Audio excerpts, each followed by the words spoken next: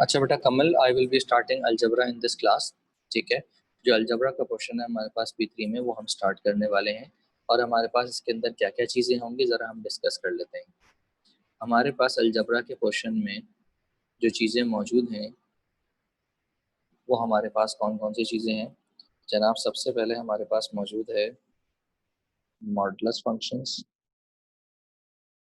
Modulus functions का concept है। उसके अलावा हमारे पास डिवीजन है पॉलिनॉमियल्स, जिसके अंदर डिग्री जो है वो हमारे पास 2 से लेकर मैक्सिमम मेरे ख्याल है 4 तक है। ठीक है। और उसके अलावा हमारे पास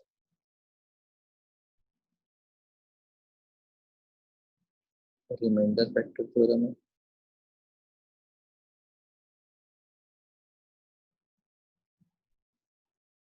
उसके अलावा जनाब पार्शियल फ्रैक्शन है हमारे पास, जो कि अलजबरा के क्वेश्चन में आगे जाके आएगा फर्दर अलजबरा में। ठीक है जी। और हमारे पास मौजूद है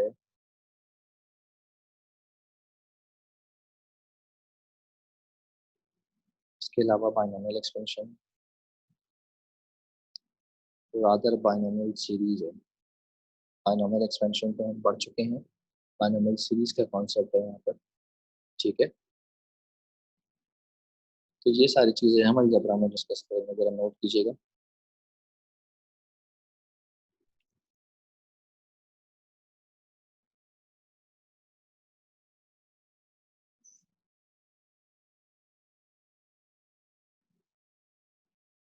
मुस्तफ़ा, आवाज़ आ रही है आपको मेरी?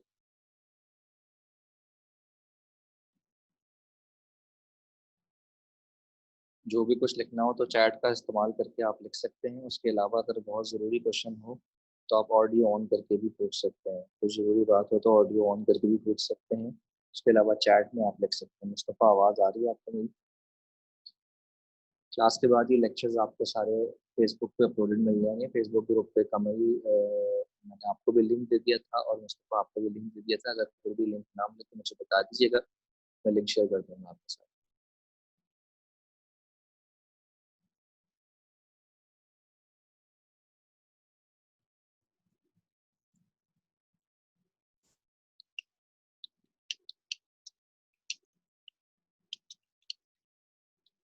अच्छा जी, सबसे पहले स्टार्ट करूँगा मैं मॉड का कॉन्सेप्ट। देखो बेटा, कभी भी हमारे पास मॉडुलस की बात करें तो मॉडुलस का मकसद क्या होता है? देखिए बेटा, हमारे पास जो मॉडुलस ऑफ एक्स है, इसका मतलब होता है कि फॉर सपोज अगर हम +3 का मॉड निकालेंगे तो जिसका मैग्नीट्यूड है वो +3 आएगा। और अगर हम -3 का मैग्नीट्यूड निकालेंगे तो ये भी +3 ही आएगा। तो होता क्या है कि जब भी हम मॉड रिमूव करते हैं तो हमें साथ में प्लस माइनस एक्स लगाना पड़ता है। तो ऐसे फंक्शन को हम मॉडुलस फंक्शन कहते हैं। मिसाल के तौर पे आपको कभी भी ऐसा मिले कि जनाब मॉड ए बराबर है मॉड बी के, तो आपने याद रखना है कि ए स्क्वायर बराबर है बी स्क्वायर के, जिसके अंदर A square minus B square is equal to 0 कर सकते हैं हम। और उसके बाद इसको A plus B, A minus B is equal to 0 कर सकते हैं हम।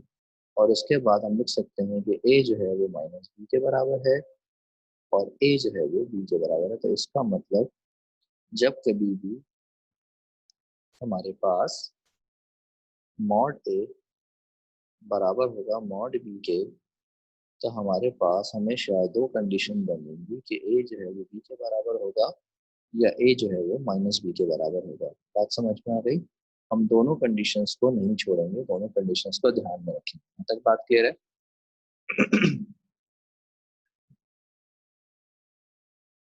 दोनों की बात क्लियर है यहाँ पर?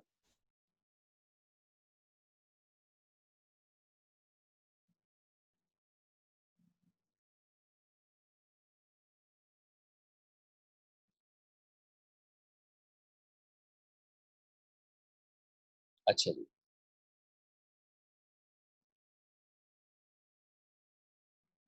तो जनाब y is equal to x और y is equal to mod x में आपने क्या फर्क देखा?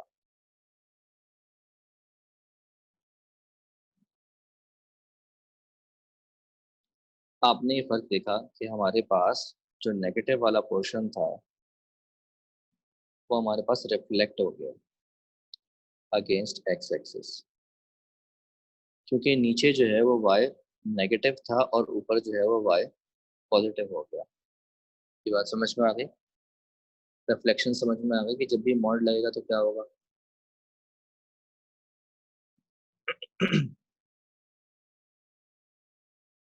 तो इसका मतलब हमारे पास y इज इक्वल टू जब भी मॉड एफ ऑफ एक्स होगा तो हम क्या करेंगे? और y less than zero F of x को हम क्या करेंगे? रिफ्लेक्ट करेंगे। कहाँ करेंगे रिफ्लेक्ट?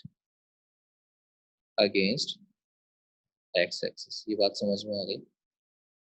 जो भी हमारे पास नेगेटिव पोर्शन होगा उसको उठा के हम पॉजिटिव पोर्शन में रिफ्लेक्ट कर देंगे। ये बात समझ में आ गई? कमल मुस्तफ़ा दोनों को ये बातें क्लियर है?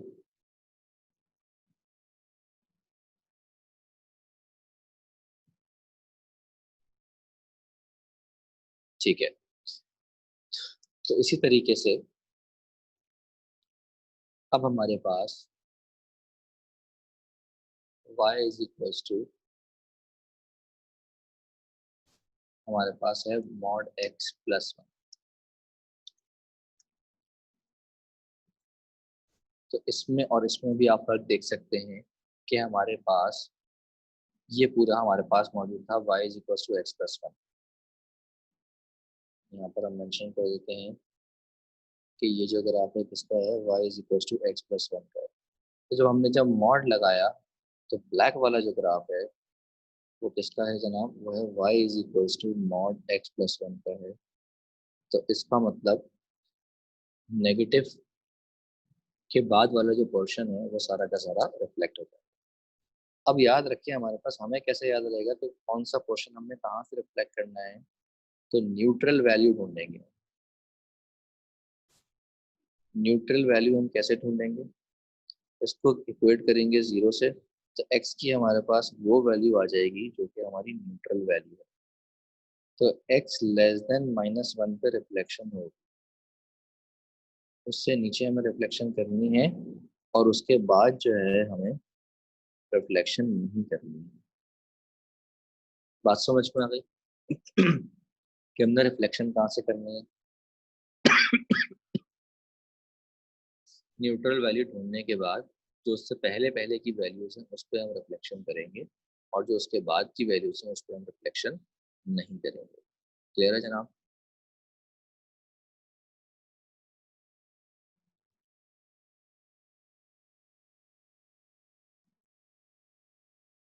मुस्तफ़ा क्लियर हो गई ये बात?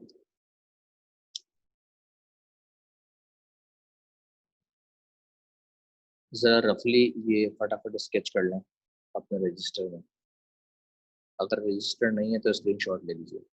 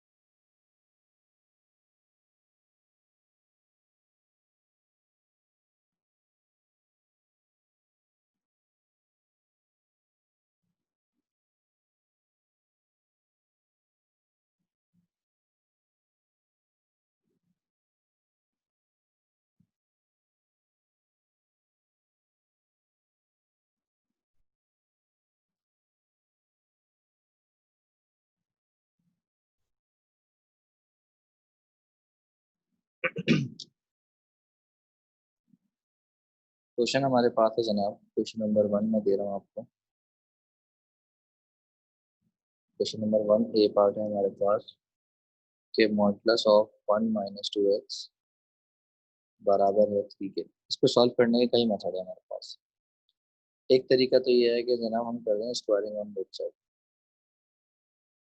तो स्क्वायरिंग ऑन बोथ साइड करेंगे तो जनाब ये हो जाएगा 1 - 2x का whole square is equal to 9। दोबारा से रूट लेंगे तो जनाब ये हो जाएगा 1 - 2x इज इक्वल टू +-3। तो एक बार हो जाएगा 1 - 2x इज इक्वल टू 3 और एक बार हो जाएगा 1 - 2x इज इक्वल टू -3।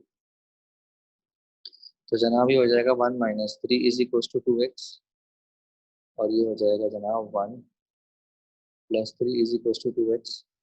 हो जाएगा जनाब -2 इज इक्वल टू 2x और x की वैल्यू आएगी जनाब हमारे पास -1।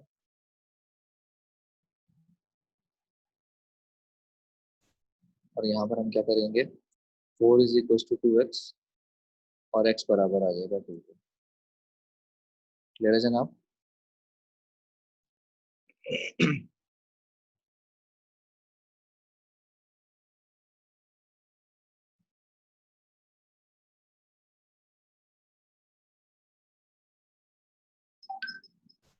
एक और एग्जांपल देखते हैं।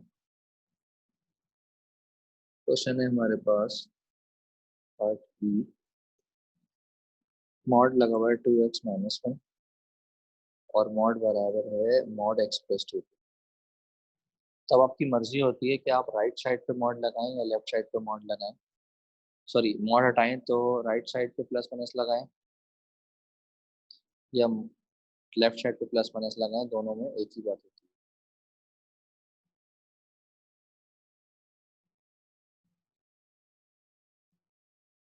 तो हम क्या करेंगे जब हम यहाँ से मॉड हटाएंगे तो हम क्या करेंगे कि हमने लिखा है 2x - 1 और इज इक्वल टू उस पर हम लगा लेंगे +-। ये हो जाएगा जनाब x+2।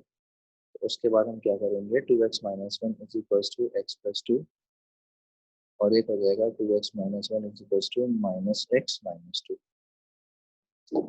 तो जनाब ये इधर आके प्लस माइनस हो जाएगा, ये हो जाएगा x इक्वल टू 3। ये हो जाएगा जनाब 3x is equal to -1। x बराबर आएगा -1। बात समझ में आ गई? क्लियर है जनाब?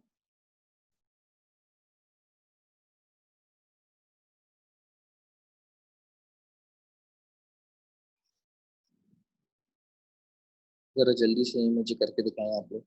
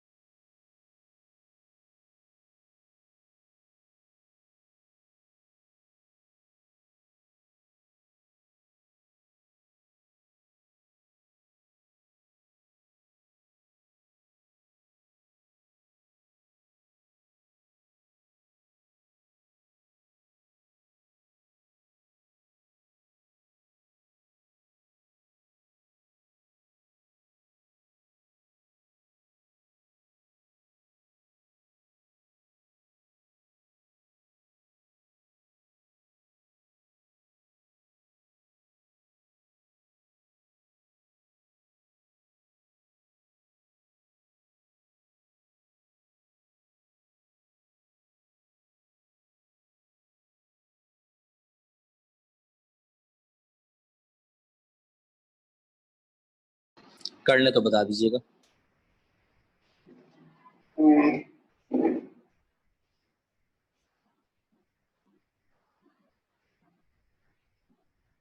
बताइए आंसर मुस्तफ़ा।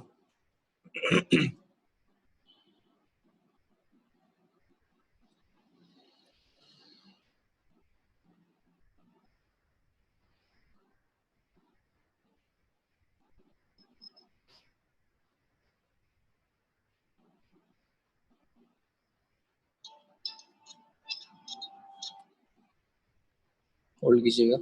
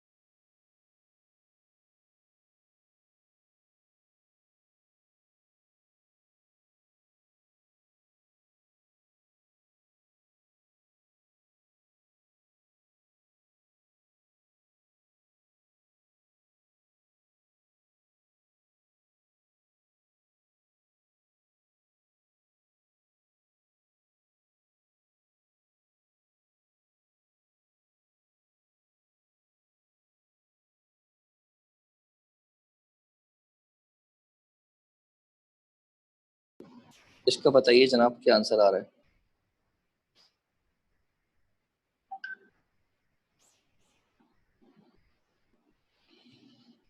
तो जनाब ये हो जाएगा 2x-6। यहाँ पर आ जाएगा प्लस माइनस, ये हो जाएगा जनाब 3x+1। हो जाएगा 2x-6 is equals to 3x+1, और ये हो जाएगा 2x-6 is equals to -3x-1। हो जाएगा -x is equals to 7, x equals to -7। और एक आएगा जनाब 5x इक्वल्स टू 5, जो कि x हो जाएगा 1 के बराबर। ऐसा ही है।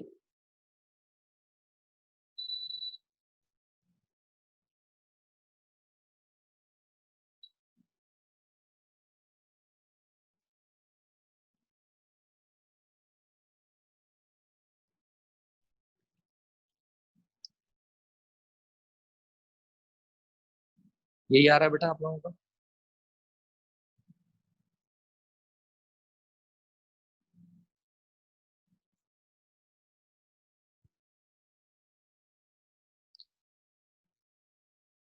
ठीक है जनाब। अब आगे बढ़ते हैं यानी इनइक्वालिटी की तरफ, जो कि मुश्किल सवाल हैं, आपको तंग करेंगे। तो यहाँ यहाँ पर जो सवालात थे वो आपको तंग नहीं करते इतना। असल जो सवालात हैं वो तंग करते हैं आपको इनइक्वालिटी वाला। इनइक्वालिटी वाले सवालात के लिए अगर हम क्वाड्रेटिक की बात करें तो A X square plus B X plus C, ये होते हैं हमारे पास क्वाड्रेटिक फंक्शन। क्वाड्रेटिक फंक्शन में हमारे पास दो किस्म के फंक्शन होते हैं, एक बनता है कप अप और एक बनता है कप डाउन। तो जनाब ये कब बनता है? जब ए लेस देन जीरो होता है।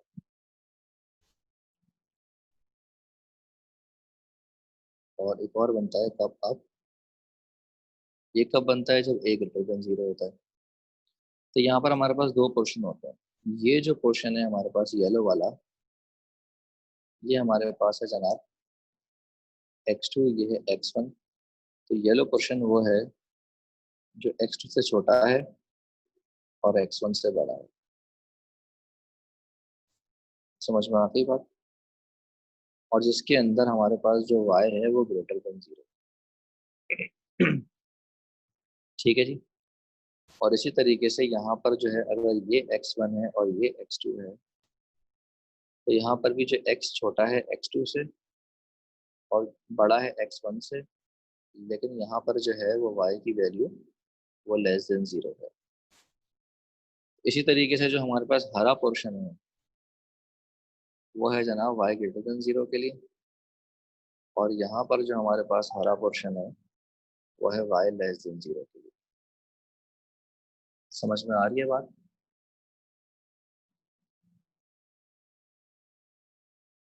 तो आपने दो बातें याद रखनी है कि जब a लेस देन जीरो होगा तो आपके पास बनेगा सैड फेस, और जब आपके पास, क्या याद रखना है आपने, जब आपके पास a लेस देन जीरो तो आपके पास क्या बनेगा? आपके पास बनेगा सैड फेस। और क्या याद रखना है, जब a ग्रेटर देन जीरो होगा तो क्या बनेगा आपके पास? Smiley face. ये याद रहेगा। और इसकी वजह से फिर आप देखेंगे कि y ग्रेटर देन जीरो और y लेस देन जीरो पे क्या क्या हमारे पास कंडीशंस आ रही है। बात समझ में आ गई?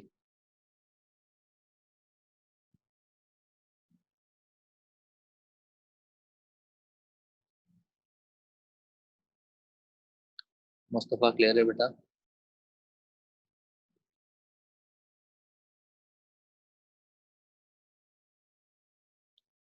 तो अब हम देखते हैं सवाल किस तरीके से आता है। जनाब हमारे पास सवाल है क्वेश्चन नंबर 2 का। पहले मैं आप लोगों को बुक से कराऊंगा, उसके बाद तो पास पेपर्स पे लेके जाऊंगा। जनाब x+3 जो है वो ग्रेटर देन इक्वल्स टू है 2x+2 पे।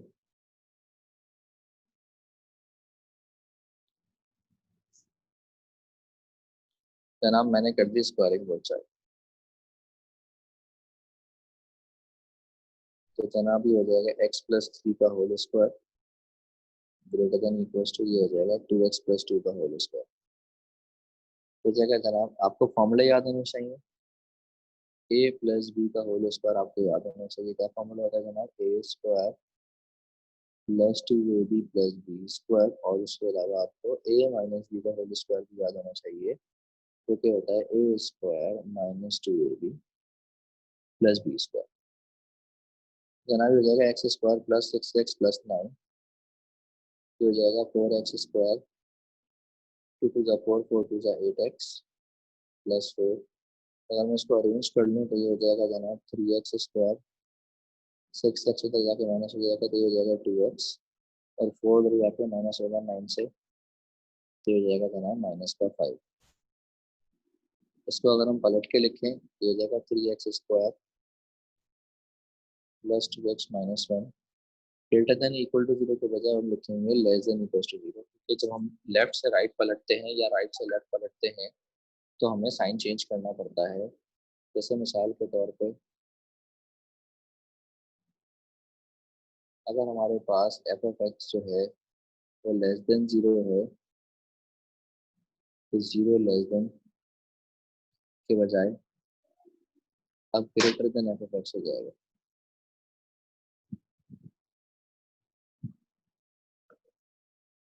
बात समझ में आ गई?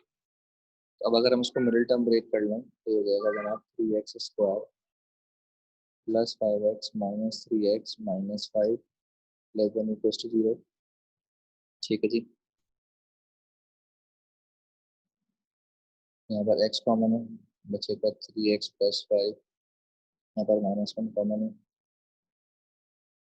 ये हो जाएगा 3x+5 < 0। तो जनाब ये हो जाएगा 3x+5 और हो जाएगा x-1 < 0। तो अगर आप यहाँ से x की वैल्यूज निकालें =0 करके, तो आपके पास दो वैल्यूज आएंगी। एक वैल्यू आएगी जनाब -5/3 और एक वैल्यू आएगी 1। तो अब मुझे बताएं कि इसका कर्व कैसा बनेगा। जनाब इसका जो कर्व बनेगा, स्माइली बनेगा, सैड बनेगा? हाँ भाई, स्माइली फेस बनेगा या सैड फेस बनेगा?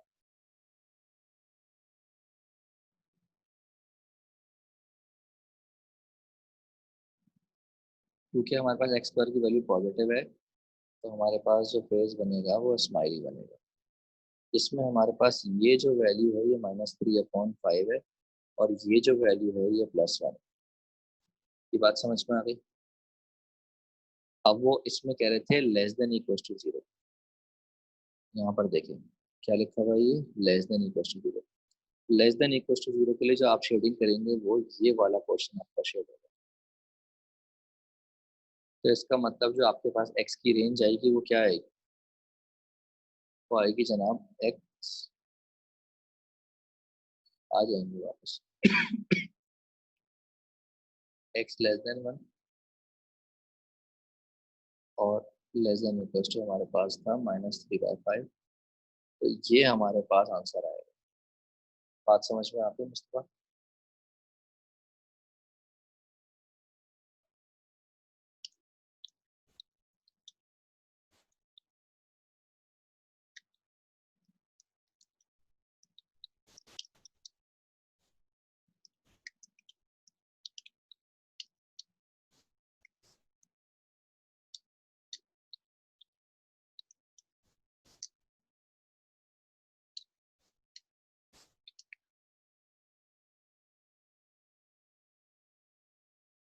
ये सवाल सारा क्लियर हो गया? इसका स्क्रीनशॉट ले लो।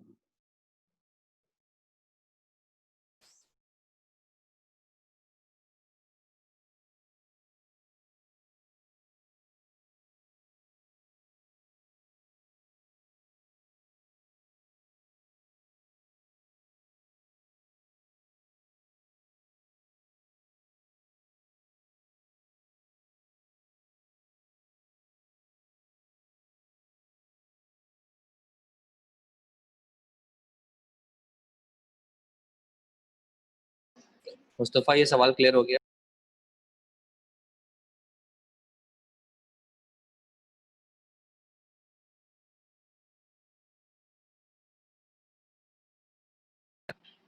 अच्छा, एक सवाल दे रहा हूँ मैं, करके दिखाओ फिर मुझे।